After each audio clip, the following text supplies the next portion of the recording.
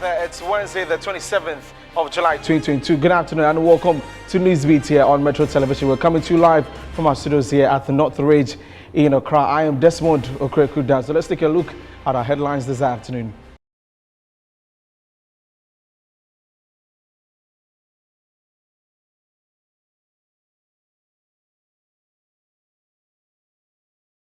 Coming up this afternoon, latest Afrobarometer reports paint a gloomy picture of the police service and the presidency as most corrupt, while the armed forces and the courts receive positive ratings. We will explore this subject further in this bulletin.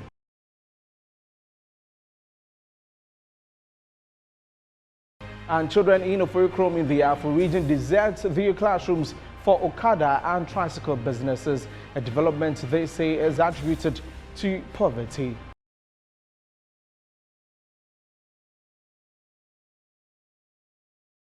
And on the international front, the U.S. Justice Department is examining Donald Trump's actions in connection with efforts to overturn the results of the 2020 election, says the U.S. Army.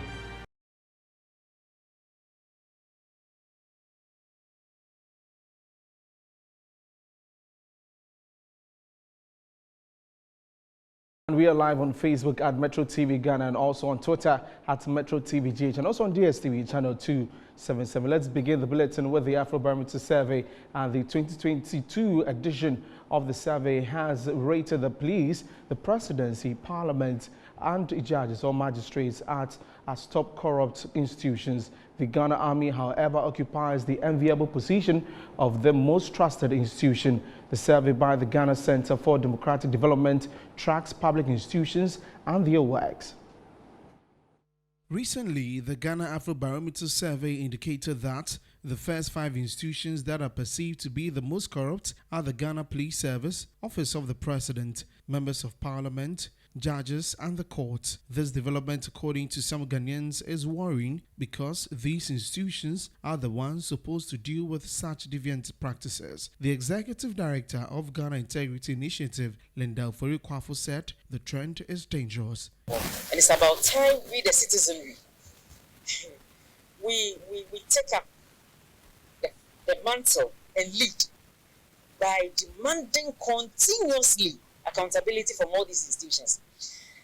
I said in my submission that if you look at the top 5 institutions perceived to be most corrupt in the country, I saw the police, I saw the office of the president, I saw judiciary, I saw parliament, and I saw the tax institutions. That's also very worrying.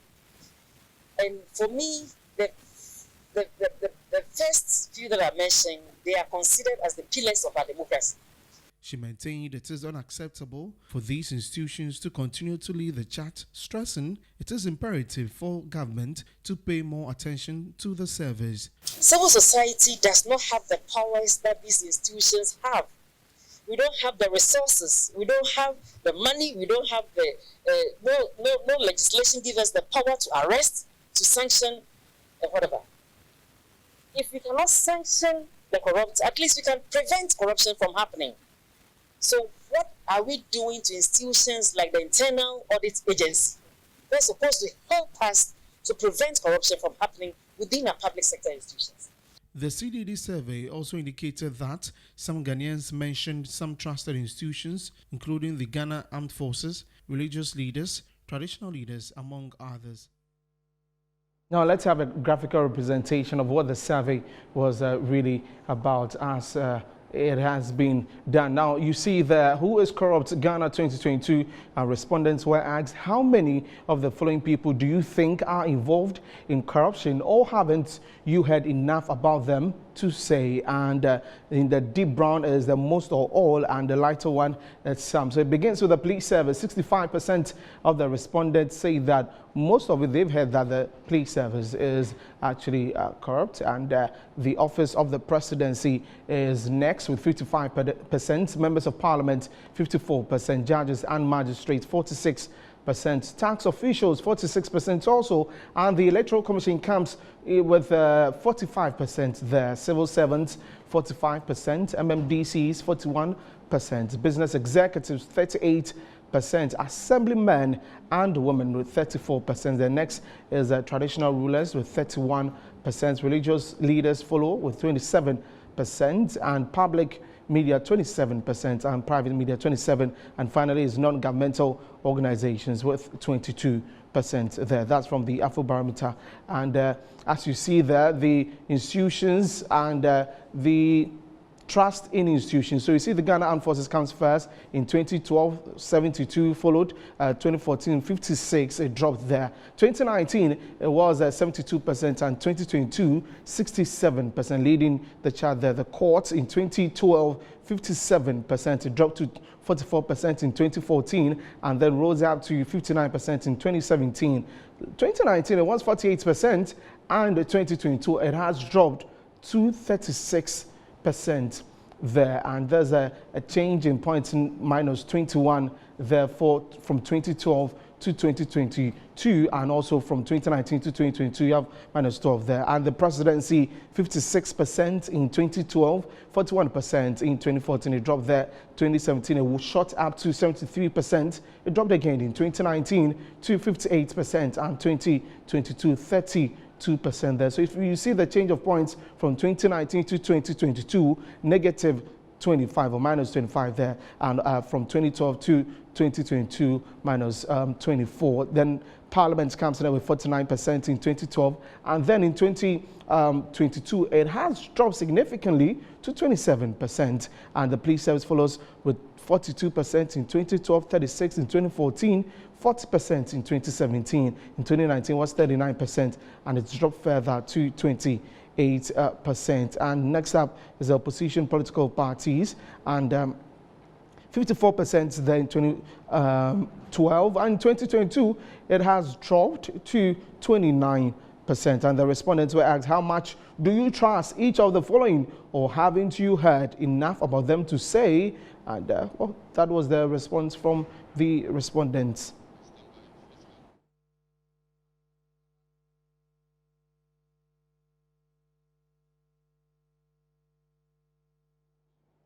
And my colleague Esther Japon is in town to interact with some Ghanaians on this developing story in the Afrobarometer survey. Hello, Esther.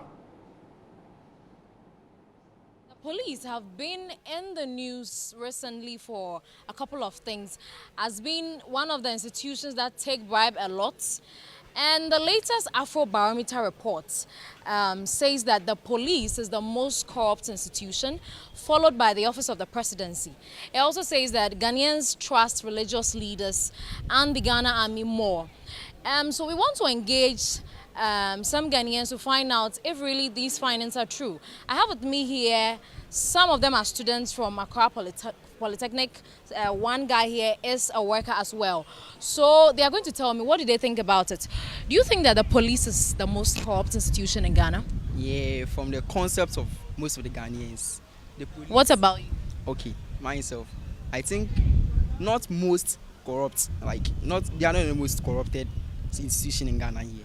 But because we see them on the road taking bribes from the drivers, not doing the right thing. Because when they take the bribe from the drivers, take the money from them, the drivers don't keep it in their mind not doing the right thing. Instead of them renewing their insurance and papers and licenses and stuff, they then think that, oh, I give him 5 cedis, 1 CD, this, he will take and then leave me and go scot free. Okay, let me move to you as well. The police. Do you think the police is the most corrupt? The key word is most. Do you think the police is the most corrupt institution in Ghana? How can police be the most corrupt when the presidency is there? Okay. Why do you think the presidency is the most corrupt? Oh, obviously, although they do theirs underground and stuff, police, they don't have the money. Check their pay slip. It's something chicken. So they deserve to take bribes? Not that they deserve to take bribes, but they are using it. Let me just put myself there a little. They are using it to feed their family. Whilst the presidency is there, he is taking in millions, thousands of cedis. After they'll give him ex gratia, but still, he still takes bribe, still do things. Corruption involves in huge corruption. and other stuffs.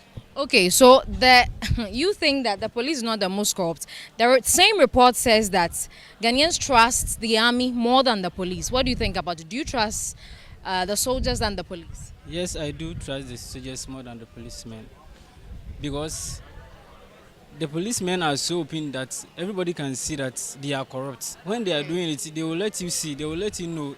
For instance, in Ghana here, the drivers are always complaining that the policemen are taking bribes from them. Meanwhile, instead of them to advise them to do the right thing, they will take money. So when the person knows that, oh, I have to do this, I have to renew my license, my paper, and those stuff, he won't do because they will definitely take 20 cities or 50 cities. So that they are going to take money. So you'll be ready for that instead of doing the right thing. Okay, so in other words, instead of them maintaining law and order, they are rather taking bribes, and that is not ensuring that law and order is maintained.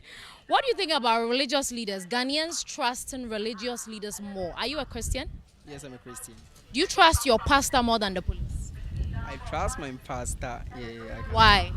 Because okay, I'm a Christian, and as a Christian, you are supposed to trust like your leader in the church. Right. Because like you think like the concept like he is blessed with God's power, like he can't do the right. So the pastor has his place, and the police has his place as well. So when it comes to the society, protecting the society, why don't you trust the police? I don't trust the police because the news that goes around, most of the police are involved with these robbery acts and stuff. How will we trust them? Taking bribe from drivers, not doing the right thing, not sending them to the court or something like. They should put in the discipline act. Okay. Because the military, when you go to the military camps or you a driver, like disobey rules on the road at the military base, you are being punished. You can't read. But the police will just take bribe, like just take money and just leave the drivers go cost free. Okay, so finally, you are students. If you had the opportunity to go into after school, to go into the police service, would you go and think of correcting the notion that they are corrupt? Yeah. The police service is a service, but it's not all of them that are corrupt. Right. Some are there that are corrupt, some are also good. It's just like the seed. You harvest, some are bad, some are good. Okay. So you go into the service? Yeah, I'll go. Okay, what about you? The police and the army, which one would you go into concerning this notion? Oh, for me, like I'll go to the army rather because you can see now we are painting the police institution as a new thing because they are there to maintain law and order, but we are seeing different things altogether. So for me, going into the police, no, I'm not interested because they are making us to lose interest very, very, very, very well. But that is not the work of the police. Right. So, I mean, some of them, even as students, wouldn't consider going into the police service because of this notion. They have seen what the police are doing from afar. So they really agree that the police is the most corrupt. And when it comes to religious leaders as well, I think that it has to do with people not trusting physical protection, so they would rather go for spiritual protection as well.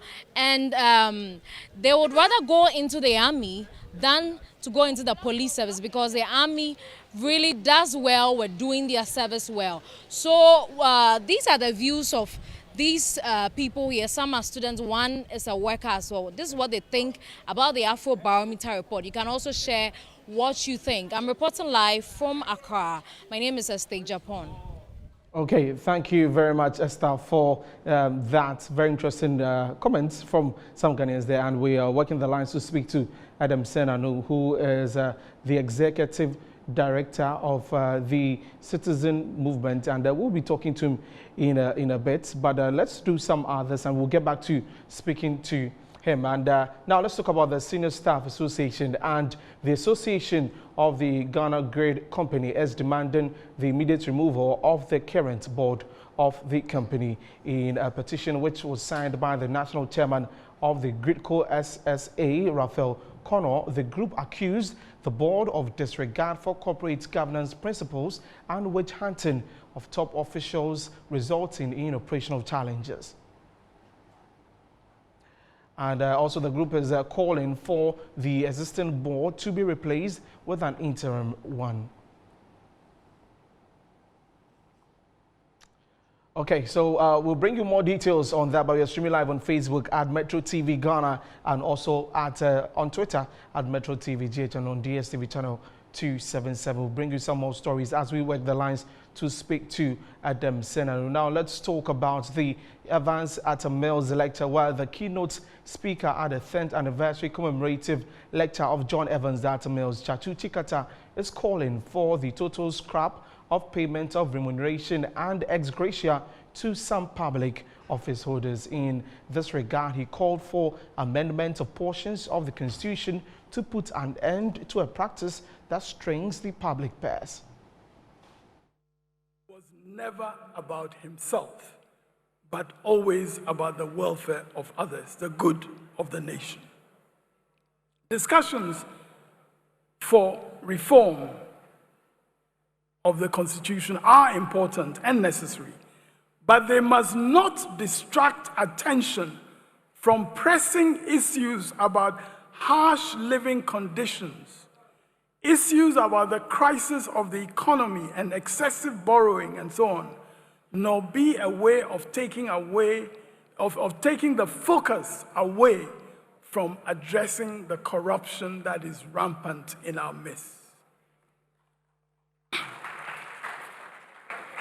I have chosen today to use the memory of President Mills to call attention to the fundamental need for integrity in public life, in politics, in those who seek or hold leadership positions.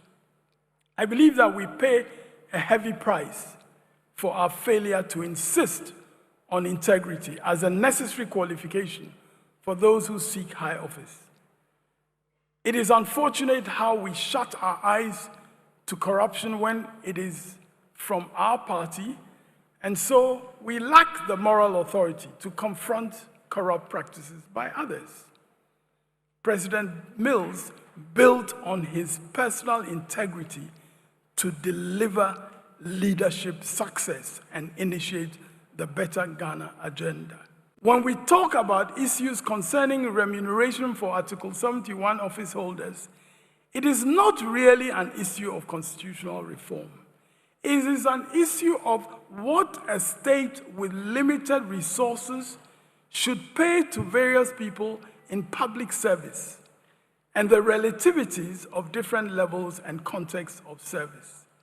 The single-spine salary adjustment process involved some consideration of relativities, which will always be important. It is understandable that concerns arise as to why part-time work as a member of the Council of State should go with a level of monthly remuneration that is about 20 times that of a full-time teacher, and with an end-of-service package as well. More especially when a number of the members of the Council of State retired on their salaries as public servants. In all this, we each have our personal responsibility for assessing what is the right thing for the nation.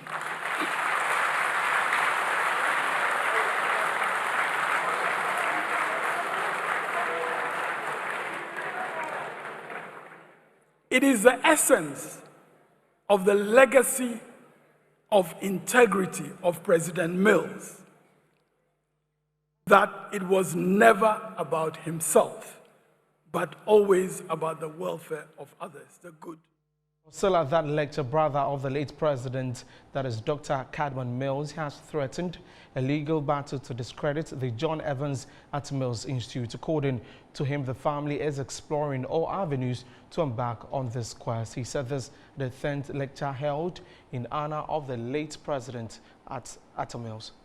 The Atta Mills Institute, run by Koku Anyidohu, and which was responsible, apparently, in mobilizing support for refurbishing Asomdwe Park. I went there yesterday, again, because I wanted to be sure that I saw what I really think I saw. The Asomdwe Park and the work that was done there differences, of course, in aesthetics being acknowledged, I'm sorry, is obscene, to use a very strong word. I did not recognize Fifi there. And they used this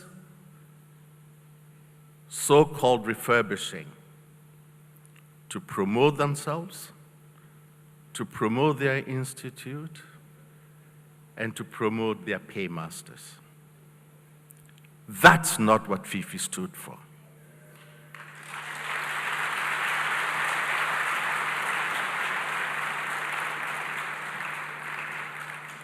Fifi hated people who self-promote as an instrument to insult elders. In my capacity as the oldest living sibling of Professor John Evans Atta Mills, as the person who Professor Mills designated in his will to be the executor of his will and also the custodian of his legacy, and now in my capacity as the Ebusia Penyin of the Nkrumah Cherba Shida Nebusia, the family has decided that we will contact our solicitors to make sure that they explore all avenues to stop the Atta Mills Institute from operating.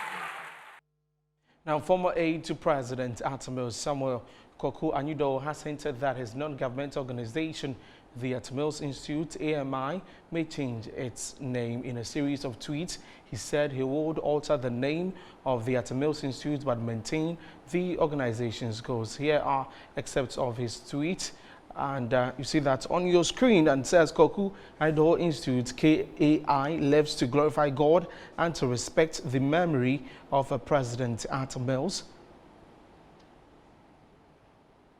And again, he tweeted that because of my deep respect for President Atta Mills, I shall have no fight with Kadman Atta Mills and Sami Atta Mills. Let them live with their shame. Kwaku Anyudo Institute will keep the legacy of President Atta Mills alive. To God Almighty be the glory. And there will be a Kwaku Anyudo Institute, KAI, to work for President Atta Mills.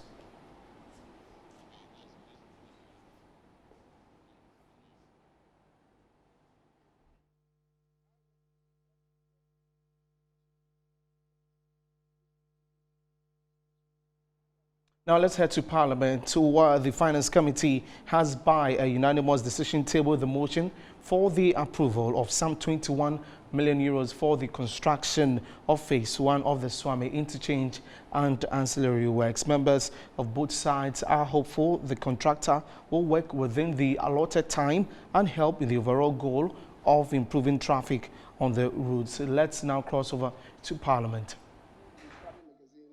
To explain to them, there were some dusty conditions that had been created by the construction of the road there. And people were complaining about the dust. Not good. But certainly, the construction of this interchange is going to generate much more. So I've gone there to, inform them about the pendency of this. Unfortunately, some people didn't understand, and it ended up the way it ended up. I'm hoping that the people of Swami and indeed Kumasi, when it comes to be constructed, would not use the situation that may be created, especially the creation of dust, to jeopardize the construction of the project. I believe people will understand. I'm just sounding that we should anticipate this so that nobody feeds on it and creates unnecessary problems for the contractor. Mr. Speaker, thank you very much for the opportunity. Yeah. At the conclusion of the debate, the question is, all in favor of the House adopting the motion, say aye. All against, say no. The ayes have it. The House has adopted the motion. Yes, items 14 and 17. Yes. Speaker, I will seek your kind leave for it to be taken by the Deputy Minister of Finance. Yes, any objection? No. Yes, Honorable Deputy Minister for Finance, you may move. Thank you very much, Mr. Speaker. That were some scenes from Parliament as you had the Majority Leader, say Chairman Sabunsu, speaking there about some funds for the Swami interchange and ancillary works. You're still watching Newsbeat here on Metro Television. We're taking a break. We'll be back with some more stories. Please stay.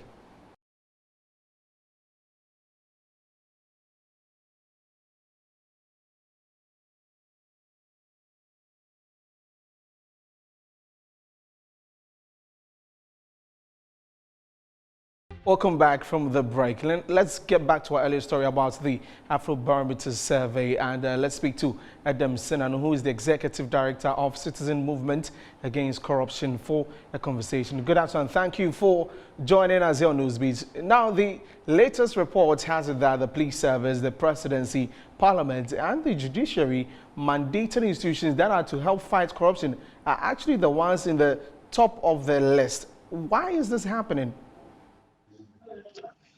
Well, I mean, it's a reflection of what is actually the sentiments of Ghanaians as they go about. It tells you that engagements with these particular entities are frequent, and as these engagements go on, you have individuals who are influencing them, compelling them to have to pay monies that they ought not to be paying. It also means that in terms of a sanction regime, which is robust and serving as a deterrent for persons in such institutions to then say, look, I will not attempt this. We don't have a robust system. And that's the fact. I mean, there's very little prosecution, very few people found culpable to serve as a deterrent. And so it's not too surprising that we seem to be having a downhill situation at the moment, and we ought to do much more in terms of, as it were, investigating, prosecuting, and finding people and sanctioning them such that the trend can change. For an example, the Ghana Army is top of the list when it comes to the institutions that are less corrupt. People perceive them to be less corrupt. What do you think are they doing right? That is why they are top of the list when it comes to less corrupt institutions. The army is not engaging frequently with citizens, and even if they do, they are not asking for bribes, they are not asking for monies, they are not asking that for a service or something that they ought to be doing already, you must pay for it. So it's not too surprising. And again, obviously, that shows professionalism. It means they focus on what task it is they have been given to do, and are not getting themselves involved in things that would then be interpreted as, corruption or bribery and what have you. So it's not too surprising that the military stands out tall. Okay. Now, we've been trying to fight corruption from forums to measures and all of these things, but it still persists. It appears it's not going away. What else should be done apart from everything that has been put in place before? We've not just been serious about this fight. In other jurisdictions where you've seen a minimization of corruption, they have a very robust and comprehensive response to acts of corruption. People resign even at the hint of corruption. Integrity is high. What they say, there's an honest day's work done for what they are paid. You don't have a situation where somebody has negotiated and it is clear certain underhand things have happened and the person is still at post. You don't have a situation where investigations are taking 4 years, 5 years, 6 years, nobody is being found culpable. No. You have very firm, swift, robust actions being taken, and there's a severe price to be paid for persons who engage in corruption. So we need to look at the severity of our sanctions. We need to look at the speed and swiftness with which we are finding people culpable and jailing them. And we need to look at how much publicity we give to that when it does happen, so that it will serve as a deterrent for those who want to engage in such habits. Okay. Thank you very much, Adam Sinanu, for speaking to us this afternoon. That was on the Afrobarometer survey. That is the latest, putting the police on top as the most corrupt, that is, institution. Now let's do some stories, and to the SIM re-registration. There's been a lot of public outcry since the beginning of the re-registration of SIM cards as of July 31, which is the deadline. Some Ghanaians are still calling for an extension of the date. Metro News' Zoe Anitode took to some registration centers and captured some negative sentiments. It is almost 4 days to the end of the SIM card registration exercise, but some Ghanaians are yet to get their SIM card registered due to some challenges. Metro News' visits to the National Identification Authority and other centers saw customers trying to register their cards. Some of them who spoke to Metro News said they are unable to register due to the spelling errors in their names. My problem is, this card has my name misspelled. Almost everyone here is equally facing same challenge. I'm better off writing the names than them.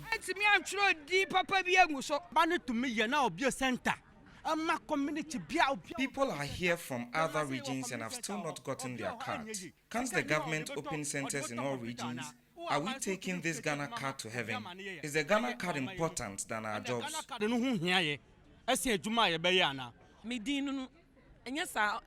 They misspelled my name. They excluded A in my name, Joanna. And because of that, I am not able to re-register my SIM. I have already paid 30 cedis, yet no improvement. Some, however, called for an extension for the re-registration of the card, since their concerns are genuine. We are in Accra, and then you are asking someone who wants to do correction to come all the way from Wa or any other region. It's not good. But when it's time for election, don't you travel with the ballot papers? You go to every community to make sure people vote. You understand? So you have to make sure that at the comfort of every citizen, we are able to get a card. So there's a need for an extension. I said me tough fuel 150. Come from Tema up to here. I wasted over 150 cedis on fuel. It is not our fault. We are pleading for an extension. At least a month will be better. One month being put on the better so near her say be waiting me up one and normal. I started coming here from last month, which is June, and then I came here. They asked me to go to Shiashi, the head office. I went there. They asked me to come back here again. But then I've been coming here since last month.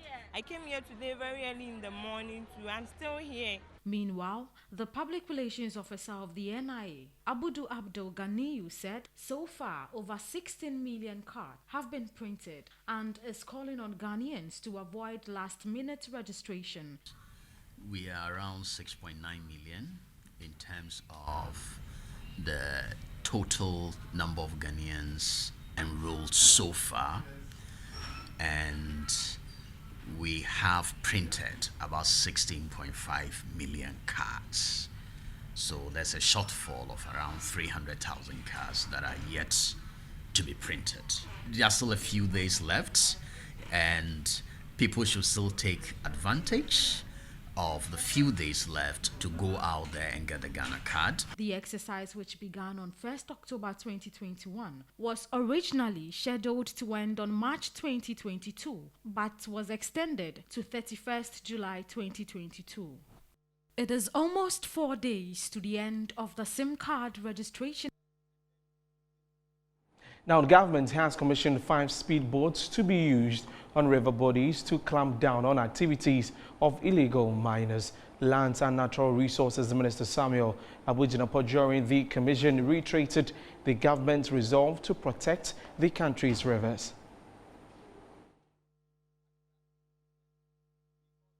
Watching News BTR, we're taking a break. When we come back, Winston Taki will bring you business news. Stay tuned.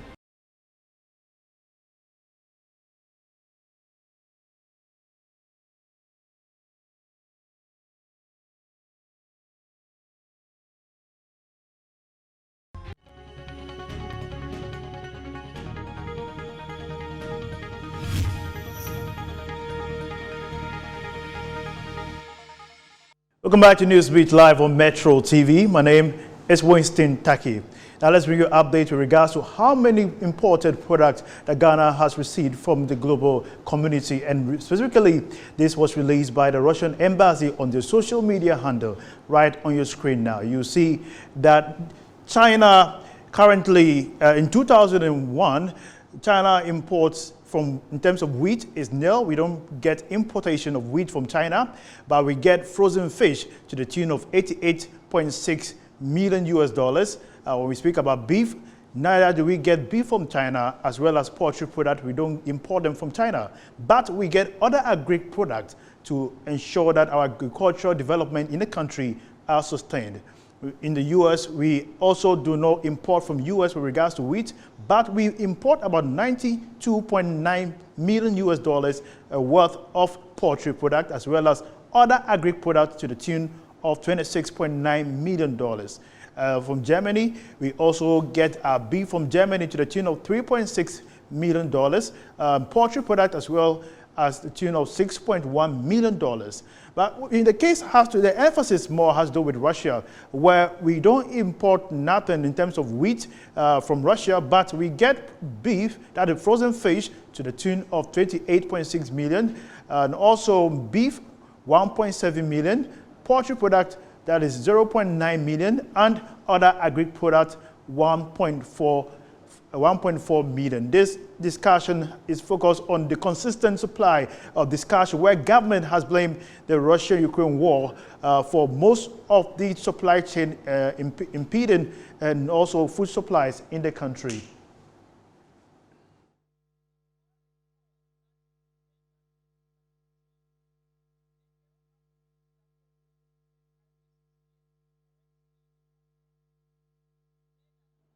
Now, away from that, the finance minister, during his presentation of the 2022 mid-year budget, revealed that the government has no intention of seeking additional funds for approval before Parliament.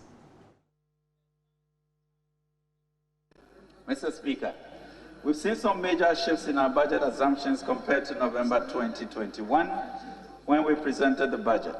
These changes have led to reduced revenues, increased interest payments, and changes in interest rates and exchange rates.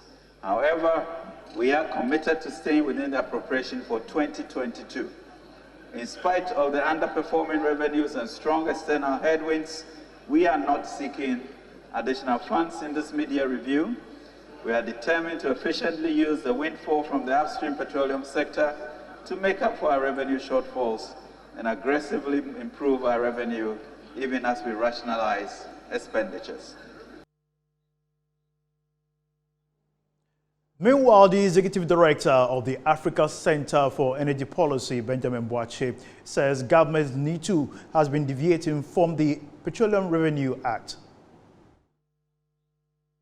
The law, the Petroleum Revenue Management Act, treats such windfalls differently, and therefore, if you want to deviate from what the law requires the Minister of Finance to do, then he has to come back to Parliament to be able to utilize those excesses. So ordinarily, the windfall would have gone into the stabilization and the heritage fund.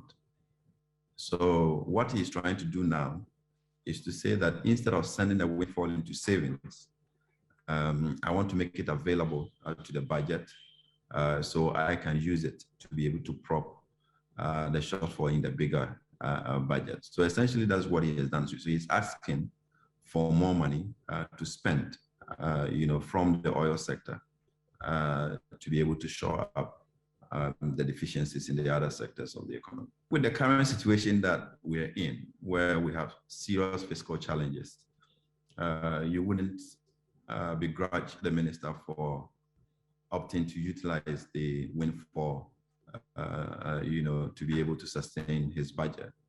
But I think the structural issues that have necessitated that need to deny savings and use, the excess is what we really have to check in the long term. Why other sectors are underperforming. We always have to prepare for those unexpected occurrences. And that is why the Petroleum Revenue Management Act is so crafted so that we can always have savings to be able to address emergencies as and when they do come in. But if at all times we get a windfall and we apply to abuse it or use it, then we don't have the savings, we don't have the buffer to be able to smoothen our budget when the unexpected happens.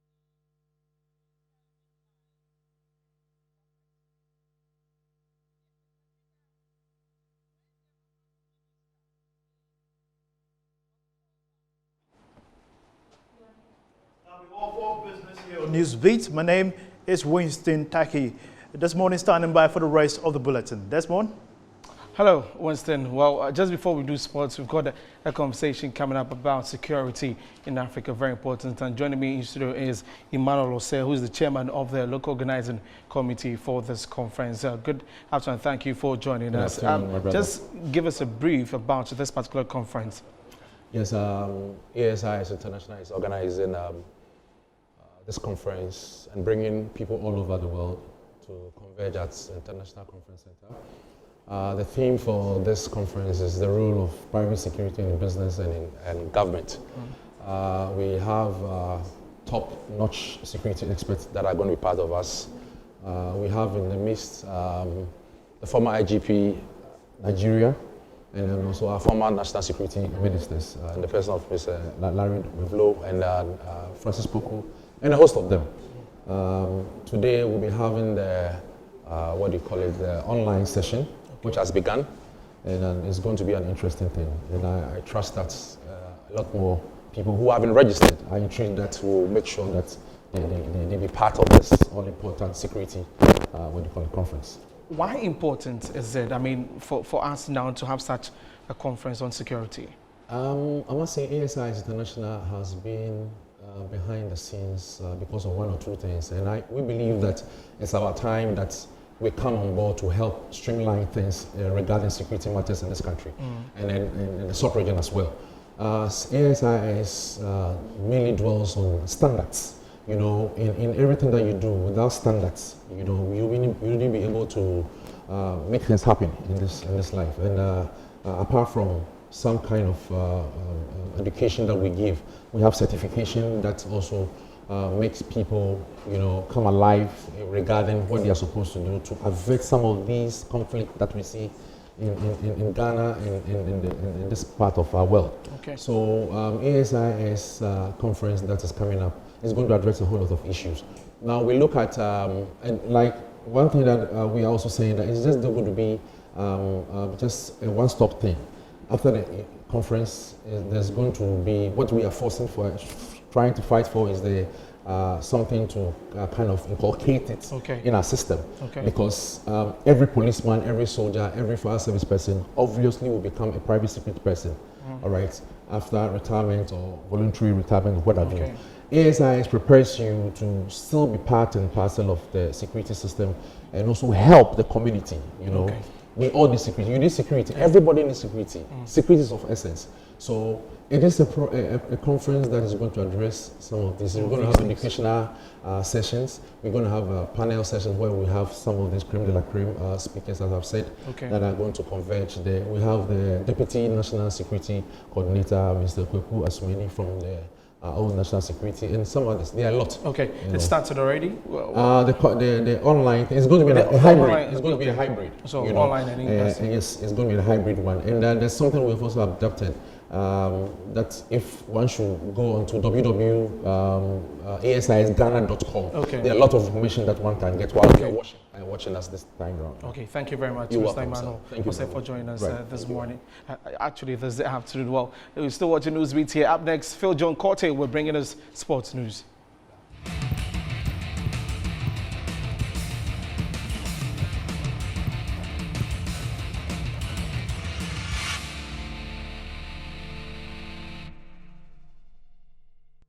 My name is Phil John Quarter, and it's time for your midday sports.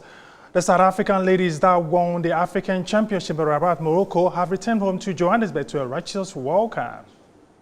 African champions Banyana Banyana made a triumphant return to South Africa on Tuesday morning In tow, the Women's Africa Cup of Nations trophy, and adoring public out in droves to receive them. The OR Tambo International Airport was abuzz as Banyana Banyana touched down after their exploits at the 2022 WAFCON in Morocco. Four-time beaten finalists, South Africa's outstanding women's side finally lifted the trophy, outplaying the hosts in the showpiece, undaunted by a partisan crowd around 50,000 strong in Rabat. The cheers of support on Saturday night came from a tiny pocket of fans, but when Banyana touched down in Johannesburg, every voice that rang out was an appreciation of the continent's reigning champions. Three-time CAF Women's Coach of the Year, Desiree Ellis, paid tribute to her charges, praising their resilience. You know this team is incredible. These players are amazing. Before we even left for the tournament, we had a meeting and I asked them, what are your ambitions? Jermaine Siposenwe said, we want to win AFCON. I said to Jermaine, first the World Cup qualification. She said, no, if we win AFCON, we qualify for the World Cup, period. So they were so confident. Minister of Sports, Arts and Culture, Natim Tetwa, was also in attendance and reiterated government's continued support for the women's national team. Let's go to Abuja in Nigeria, and Toby Amusa, the lady that won the 100 meters hurdles in Oregon in the United States in just recent times, has been talking of the quality of her running track shoes. I had patella visitors at the beginning of the season, so that set me back for a while. I spoke to Adidas and requested if I could get spikes with a softer sole, Amusan said. They recommended a lot of stuff, and I feel comfortable in that. So I was using them basically the entire time. Well, interesting story coming from Toby, the lady that is making Nigeria very proud in world athletics. My name is Faye John Quarty. That's your midday sports, and I am standing by smiling for showbiz. Thank you, Johnny. Entertainment news is next.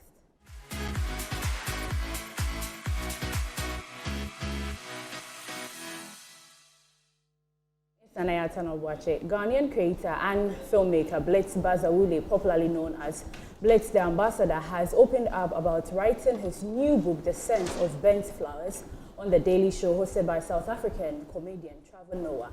The Grammy nominee, as the director on Beyoncé's Black Skin, explained that the foundation he was exposed to as a teenager in Ghana influenced his work.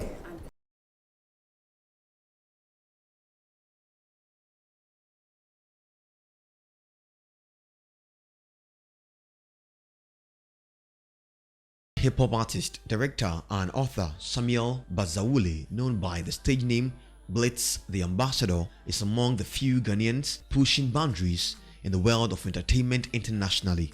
From successfully producing his critically acclaimed film, The Barrier of Kojo, to receiving a Grammy nomination as director on Beyoncé's Black is King, his talent knows no bounds. Chatting about his new project on The Daily Show, hosted by South African comedian Trevor Noah, on the inspiration behind his new book, The Scent of the Burnt Flower, Blitz discloses that the foundation he was exposed to as a teenager in Ghana influenced his work and career. I mean, it's on purpose. I mean, the fact that I grew up in Ghana through high school. I went to Achimota Secondary School, which is a fantastic school, produced presidents. Okay. I'm lucky to be from that school. Okay. But the beauty there was that I've been able to really never let go of,